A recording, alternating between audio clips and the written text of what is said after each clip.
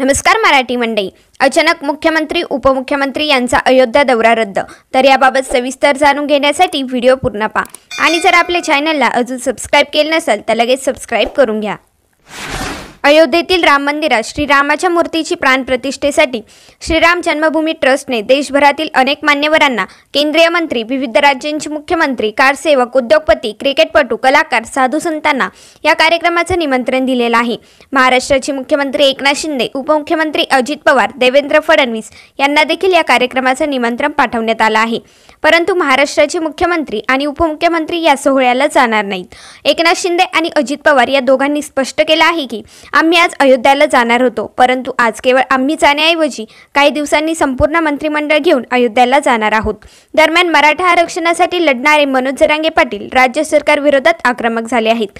त्यामुळे मनोज जरांगे पुन्हा एकदा मोठ्या आंदोलनाच्या पावित्र्यात असल्यामुळे राज्य सरकार सावध आहे। मराठा मोर्चाचा धसका घेऊन मुख्यमंत्री आणि उपमुख्यमंत्री अयोध्येला गेले नाहीत अशी चर्चा चालू आहे। यावर राज्याचे अन्न व नागरी पुरवठा मंत्री छगन भुजबळ यांनी प्रतिक्रिया दिली आहे। ते म्हणाले, कित्येक राज्यांच्या मुख्यमंत्र्यांना या कार्यक्रमाचे निमंत्रण देखील मिळालेलं नाही असं माझ्या वाचनात आलं आहे। केवळ यूपीचे मुख्यमंत्री योगी आदित्यनाथ यांनाच कायदेशीरपणे निमंत्रण देण्यात आलं आहे।